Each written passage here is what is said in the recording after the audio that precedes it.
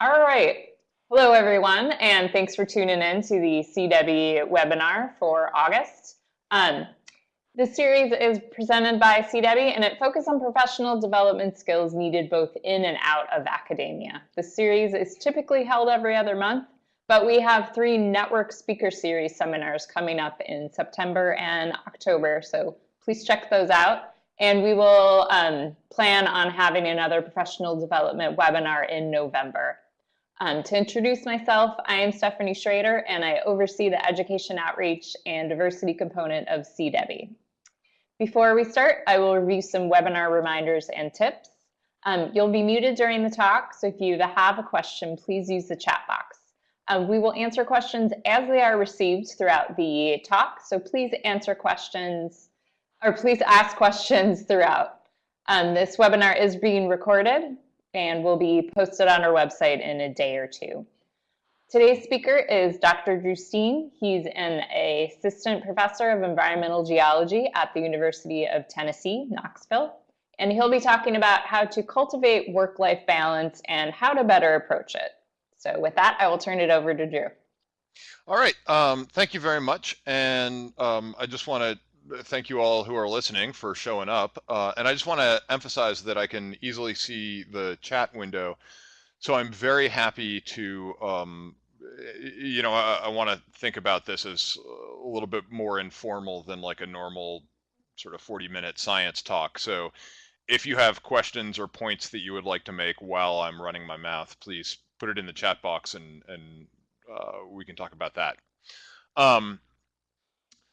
This is a little bit of a funny talk for me to give because when I talk about my science, I know on some level what I'm talking about, and I have like pretty considered opinions about something that I might know that the audience might not. And on the subject of work-life balance, it's not clear to me that I have any idea what I'm talking about, but I do have opinions, definitely. And so I want to, what I'm going to do during this talk is lay out some evidence for why work-life balance is valuable for the science that you do. That is to say, if you want to be the best scientist you can, it is wise, in my opinion, to cultivate some level of work-life balance. So that's the work-life balance is essential part. And then to make an argument that actually this concept of balance is actually kind of a category error and the wrong way to think about things. So that's the totally impossible part. So I'm going to suggest a sort of a different paradigm for thinking about your work and your life outside of work. So let's see if I can advance the slides properly here. So I've just sort of pulled out a couple of somewhat random aspects of the ways that our life in science can interfere with our life outside of science. And I think a really prominent one is sleep. So depending on who you're hanging out with, I think there can definitely be there can be pressure in science to work all the time and say that sleep is for the weak, and so people can feel pressure to not get enough sleep.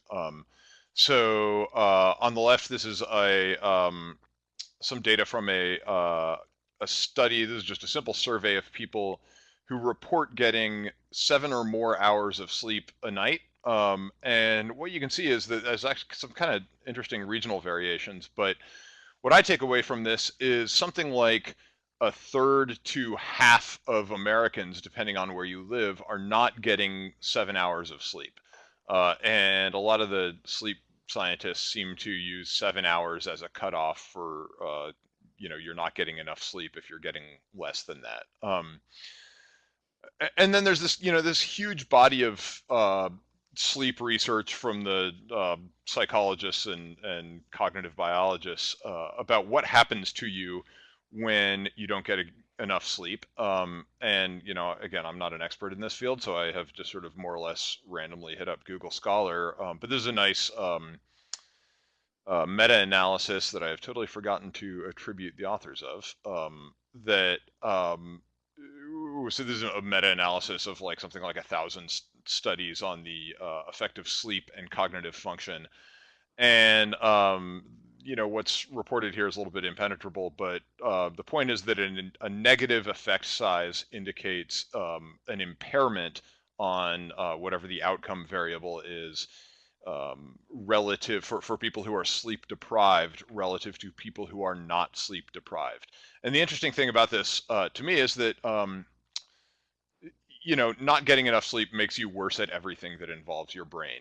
Kind of perhaps surprisingly, the smallest effect was in accuracy of reasoning. So this is sort of some suggestion that the kind of higher level cognitive functions are actually less affected by sleep loss than the lower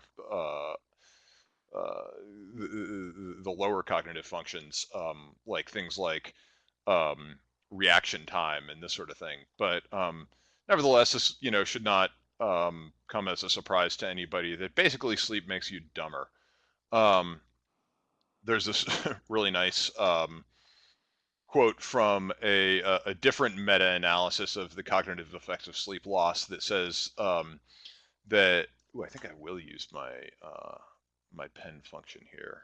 Well, maybe I can't see how to do it. Oh well. This says that some aspects of higher level cognitive capacities remain degraded by sleep deprivation despite restoration of alertness and vigilance with stimulant countermeasures, suggesting that sleep loss may affect specific cognitive systems above and beyond the effects produced by global cognitive declines or impaired attritional processes. I read this as meaning sleep loss makes you dumb and coffee won't help you out. So we all... I don't know. I'm certainly a poster child for drinking coffee throughout the day to keep myself alert, but it's worth keeping in mind that if we're not getting enough sleep, our brains are probably not working at the level that they could be. And of course, this is a problem for us in science who, our brains are our primary asset, right? So I would say that for science, there is evidence that indicates that not getting enough sleep makes you dumber, and I take it as a given that the kinds of cognitive impairment that you can get from sleep loss therefore makes you a worse scientist. It's also worth noting that sleep loss kills people too. So this is kind of a remarkable economic analysis from the mid-90s of the economic cost of sleep-related accidents, which turns out to be very difficult to pin down. But this economist thinks that there's maybe in the order of $50 billion of economic loss annually due to sleep loss, accidents due to sleep loss. And the sort of remarkable thing about that is that the most of that sleep loss is the most of that economic loss is the economic loss of people getting killed. So if you're dead, you don't produce economic value anymore. And a lot of that, by the way, of course, is driving accidents. Driving at night is something that, certainly I did a fair amount of when I was in graduate school, coming back from lab after doing late night experiments or whatever. So dead people don't produce good science either.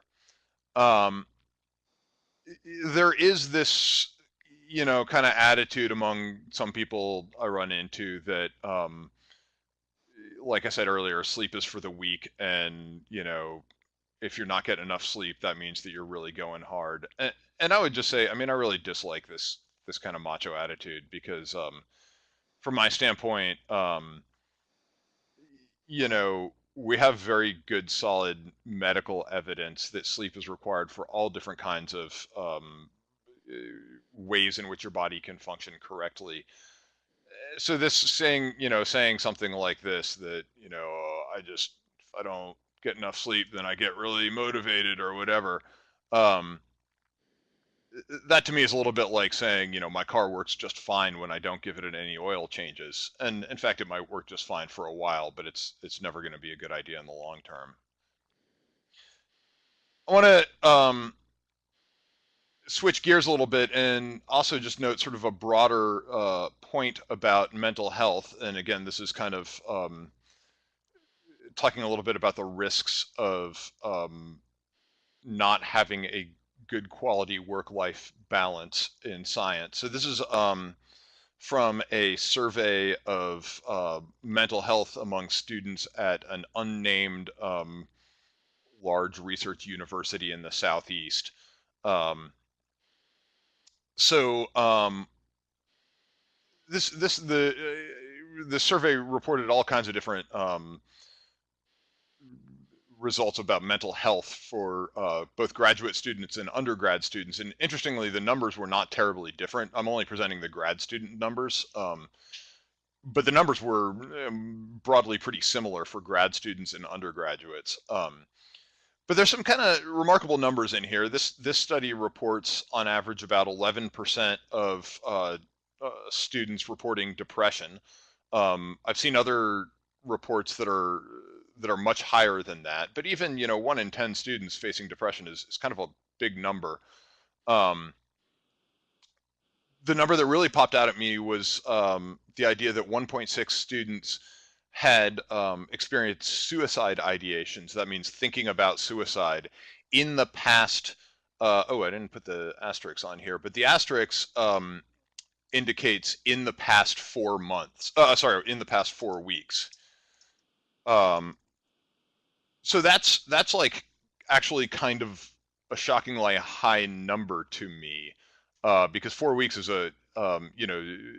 depression waxes and wanes, and so the idea that in a a randomly chosen 4-week interval, something like 1 student in 60 is having suicide ideation is really remarkable. And then the other 2 really impressive numbers to me are that in the past 4 weeks, 14% of students reported missing obligations due to mental health, and 40% report mental health affecting their academic performance negatively. So again, this is, sort of a concrete way in which, if we can say that mental health is, is a function to some degree of work-life balance, this is a pretty concrete way in which mental health can impair our performance as scientists. And of course, depression has, very many causes, environmental and biological. And so, I don't want to say that this is 40% of students having bad performance because they're not taking care of work-life balance correctly. But it's a big number in any case, and sort of highlights for me that if we are taking care of our mental health, we can maybe improve our academic and scientific performance. And then I just wanted to talk a little bit about the fact that it's not just sleep, it's not just mental health. People who are living a what I think about as just sort of a positive social life also tend to have much better health and cognitive outcomes.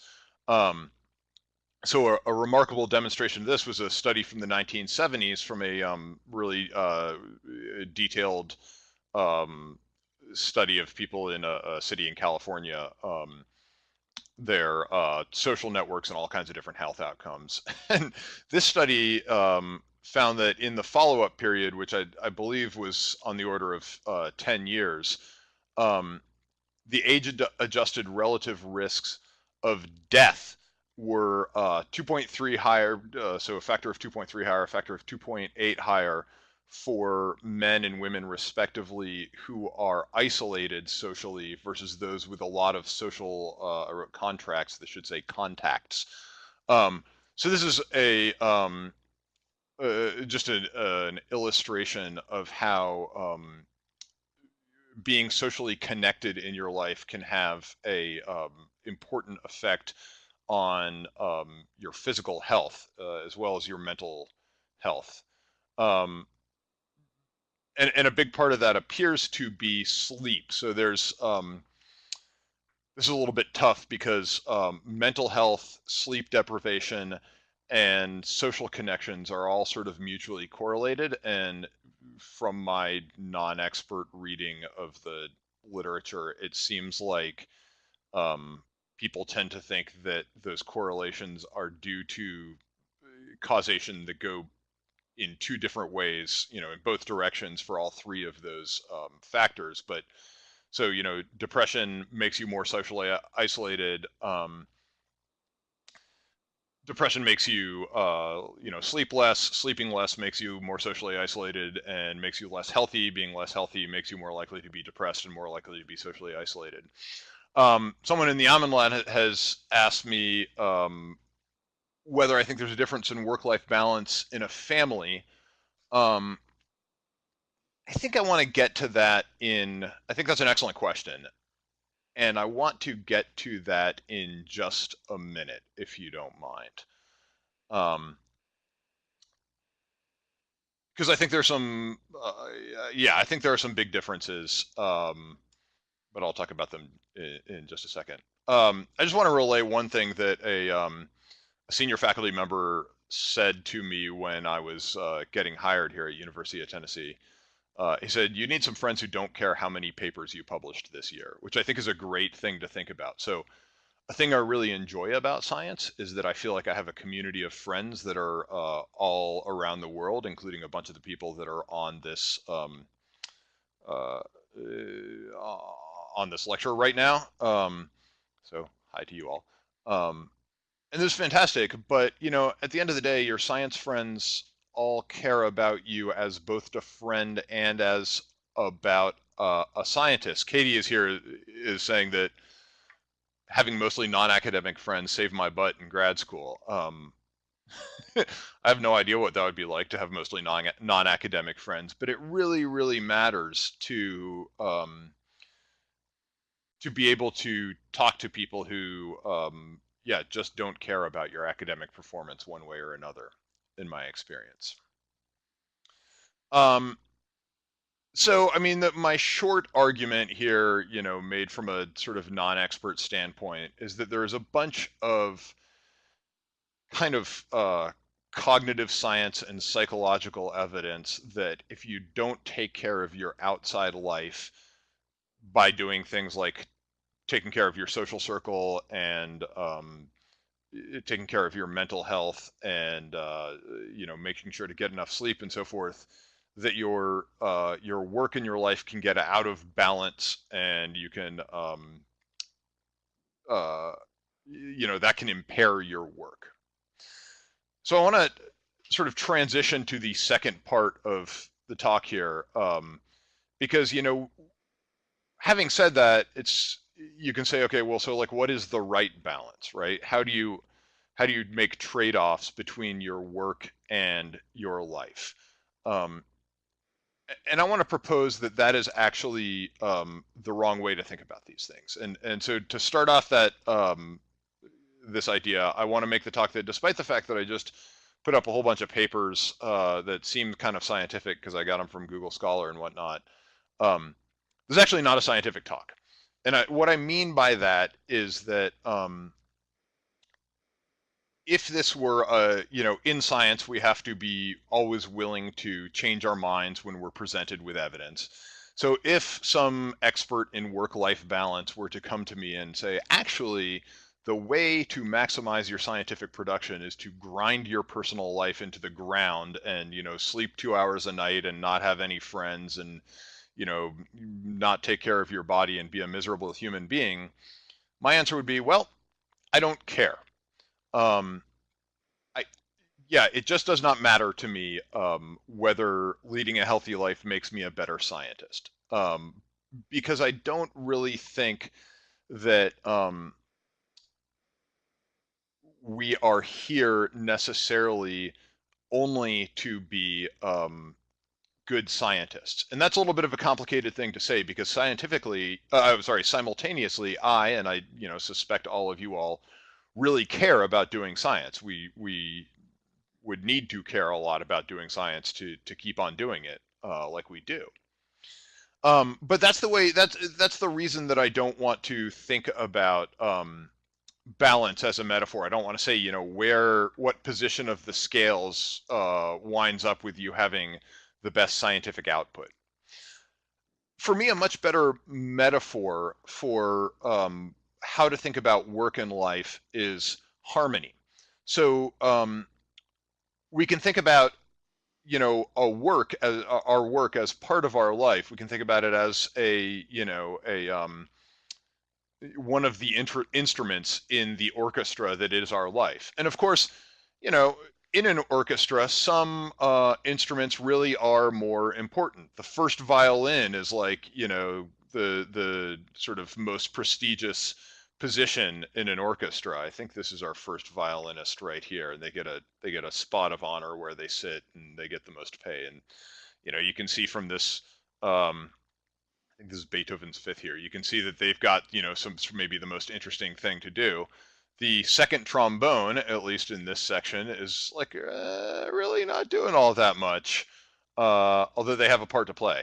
So this is sort of how I think about my work, is that my work is one of the really important instruments in the orchestra that is my life. And because I've never met a metaphor that I didn't want to overextend, I want to point out that there are some crazy instruments that you will find in orchestras, depending on what the orchestra is. So this is a conductor who is conducting a, I think, British regiment in the 1812 orchestra, and they're using these 105 millimeter cannons or whatever these are.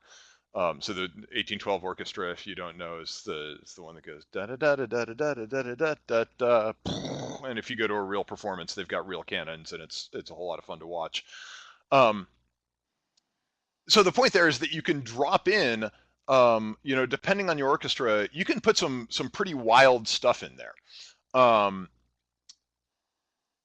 But we do not conclude from this that in any orchestral piece you can drop in any instrument or cannons or whatever and expect for it to work out.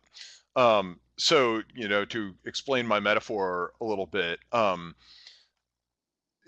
sort of similar to the cannons, you will find scientists who have all kinds of sort of wacky aspects to their life. So Pat Schloss, who's tremendously influential in the field of microbial ecology and bioinformatics, has 9 kids and an operating farm, right? I really can't fathom how he can make that work, but he has set up his orchestra in such a way that it seems to work out. My colleague Brooke Nunn is an elite endurance athlete. So she does, I'll talk to her about, some project, and she'll say, well, you're going to have to hold off because I'm doing a, 200-mile mountain bike ride or whatever. And she makes these things work. And the point is not that any of us can just, go out and do this. The point is that any of us can arrange the specific way in which we do our work with all these sort of weirdo or not so uncommon elements of our life. So for Brooke, it's really super crazy long bike rides. For me, it's having 2 kids that I like to hang out with in the evenings, which is maybe not so unusual. But the point is that I think that if you try to think about balancing work versus a sheep farm or 200-mile bike rides, it's not obvious to think about how you can balance those things. But if you think about how to arrange your work and your life together so that they reinforce each other, you get harmony between those things, maybe you can find a way to do that. And then I'm gonna end this with this slide with what is arguably insensitive from somebody who has like a really amazingly excellent job. So I'm a tenure track position at a research institution that I want to work at in a city that I really enjoy living in. Um, and not everybody is in that situation, right? Um, I think it is the case that if the orchestra sounds bad, you've got two options. You can change the kind of music that you're trying to play, or maybe you've got to fire some of your musicians, right? And what I mean, the way I understand that in this context is that um, it takes a tremendous amount of luck as well as talent and hard work and dedication and all of these things um, to get into a really high quality academic position. And of course, what high quality means is going to be different for every different person. Um, but there's a lot more people who are seeking, for instance, tenure track jobs at Research One institutions who probably could do just fine in those jobs than there are positions for those people to go into. And I want to propose that having a crummy job in science, and I think there are quite a few crummy jobs in academic science, is worse than working in outside of science. Having a crummy job in academic science is a little bit like having a bad violin player in your orchestra. Because at some point, you can't arrange the music to deal with a bad violin player, and you just have to fire your violin player. And I say this because, one of the best things that has happened to me in my academic career is that, so I spent about 3 years as a research assistant professor on soft money at UT before I was hired in the tenure track job that I'm in right now. And this was well, during that time, it was absolutely possible, arguably it was overwhelmingly likely that I would not actually have a tenure track job. Jesse, I'll get to your question in just a second. So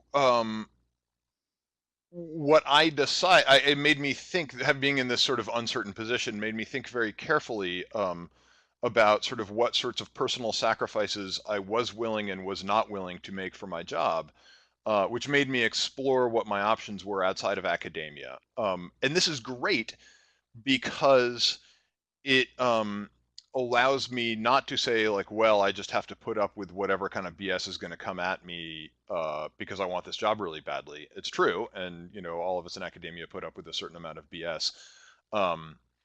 But it has caused me to say, look, there are other options, and so I can constantly evaluate, whether my other options are better than where I am right now.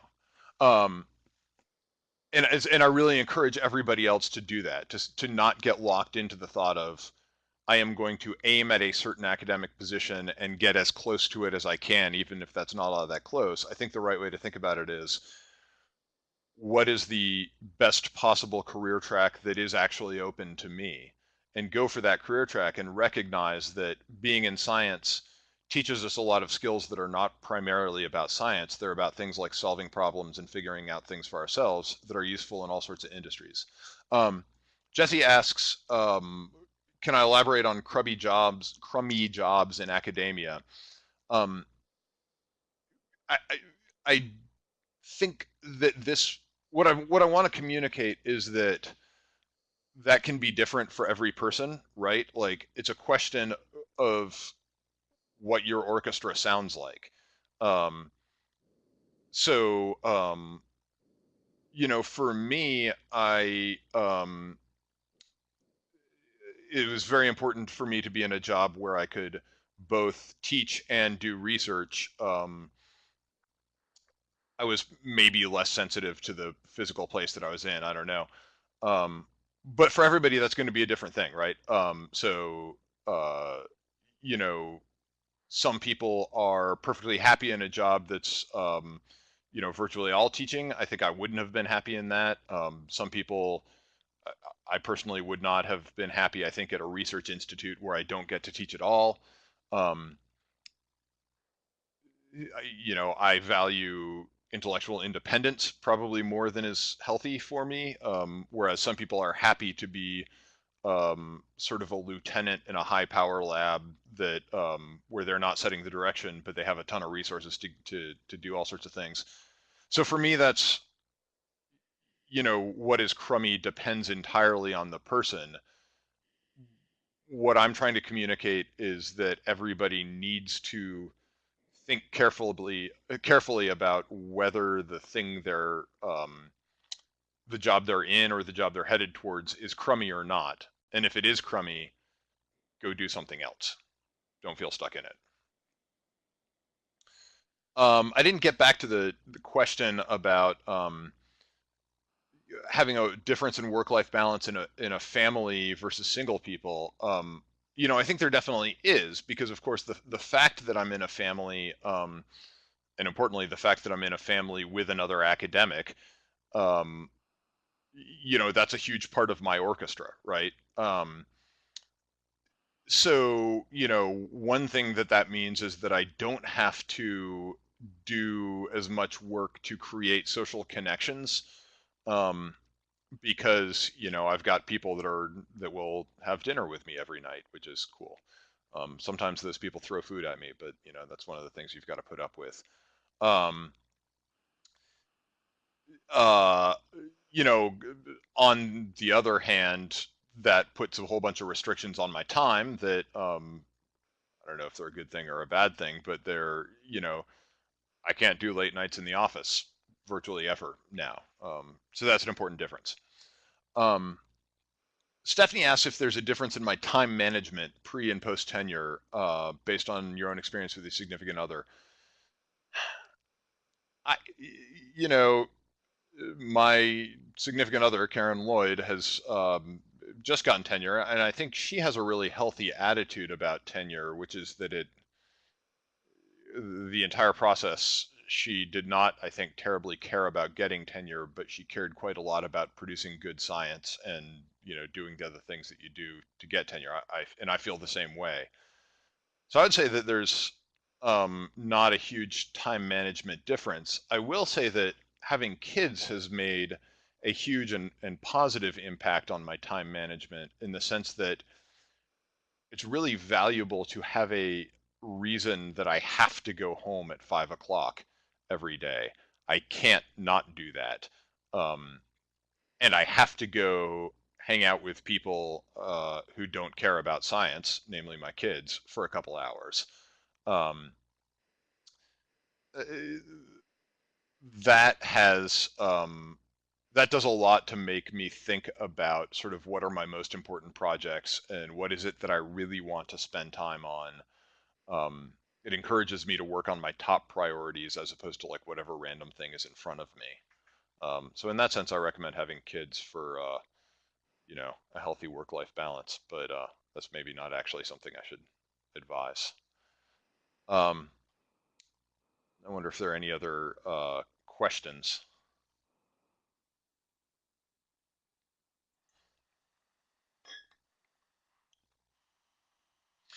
I'm sort of curious what you all think. Like basically, okay, so we're getting to a question from Katie. I would love to hear some feedback about sort of the orchestra idea and the extent to which you all feel like ideas about work-life balance from other specific ways that other people handle work-life balance are applicable to you. Katie's asking, so how do we early career folks deal with the dichotomy of messaging, the you can have it all versus the 70-hour weeks bit?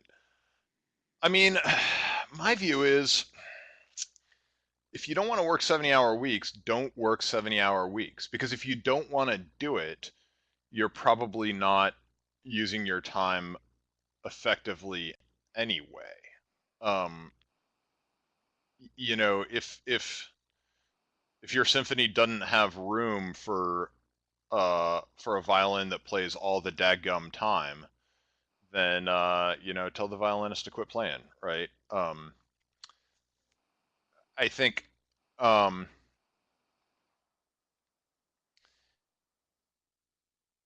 there is, you know, you never get to the point in science where you are done. A friend of mine who's a physician um, pointed out to me that, you know, in any sort of field that takes an advanced degree, in any of the sort of creative fields, these jobs will ask more of us than we can provide. Um, there's no point where our jobs stop asking us to do more. And so from my standpoint, you just have to do the amount that you're willing to do and let the chips fall where they may. Because if you're guaranteeing yourself unhappiness. C-DEBI retweeted, Katie says, C-DEBI retweeted an article yesterday about a woman who basically even said herself, I worked when I should not have. I mean, you know, I don't know how to sort of tackle the bigger issue of the academic culture in the sense that, you know, we are judged on the amount that we produce. And in principle, if we're working effectively, we produce more if we work more. I'll just say for myself, um, I'll say it this way: is that in you know, I just said in principle we produce more if we work more hours. For myself, actually, that's not true. So as a grad student, I had very few hard constraints on my time, and I definitely spent a ton of late nights at work. But the fact of the matter is, I wasn't getting a whole ton done during a lot of those late nights. I had my first kid not too long after I graduated and started a postdoc. Um, and so, of course, you know, from those times, I really could only work during specific limited hours. And I mean, I think I get more done during the specific limited hours, excuse me, than when I had unlimited time to work. Um, so if my experience is any guide for anyone else, I would say that putting hard limits on your time can actually, you know, can serve two goals. First of all, it can make you happier. And second of all, it may actually cause you to be more productive during the time you're at work. Now, there are also labs where, you know, the PI expects the grad students to be there when they get into work and to be there when the PI leaves, right? And my advice on that would just be to stay away from that kind of lab, which is maybe easier in sort of environmental fields than in some of the, you know, more like biotechy kinds of fields. But you know, I would just say that that's uh, there are sort of toxic labs like that basically value members of the lab beating themselves up as an end of itself. And I don't really have any. I've been lucky not to have been involved in that kind of lab, and my only advice is to stay away if you find out that you're in that sort of lab.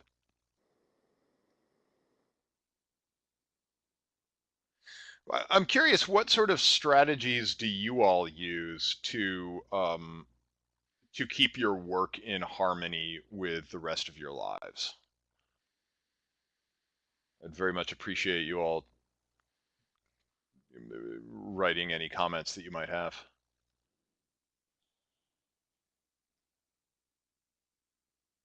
Hey, Drew, as we wait for comments, there was a question that got lost in the shuffle from Jesse, asking, have you taken deliberate steps to ensure you're getting enough balance or harmony in various stages of your career?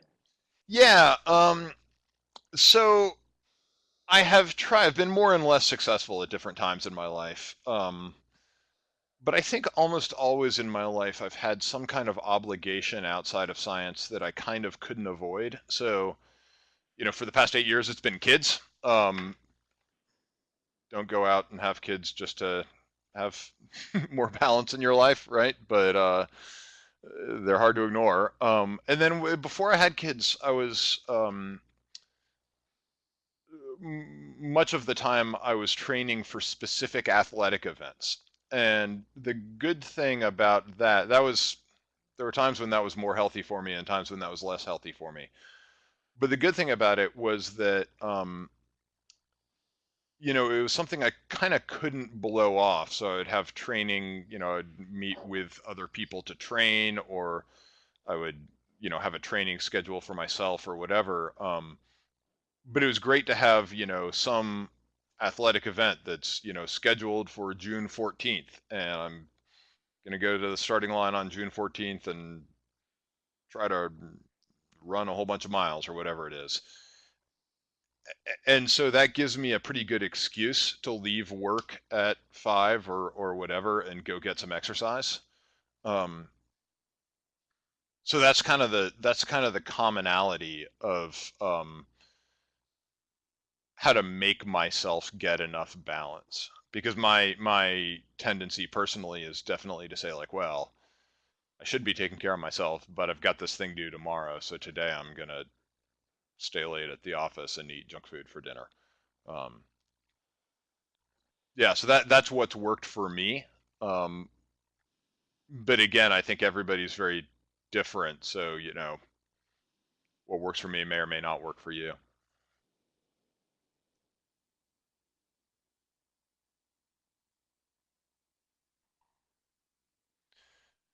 Do we have any other questions?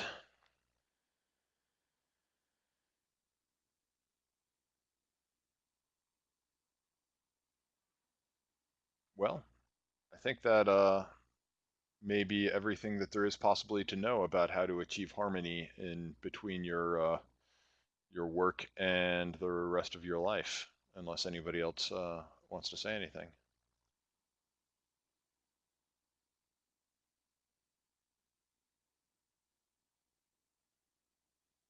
All right.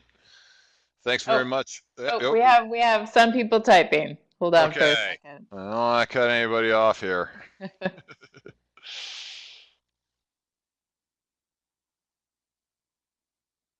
Well, you're welcome, Katie and Ben. Thank you all for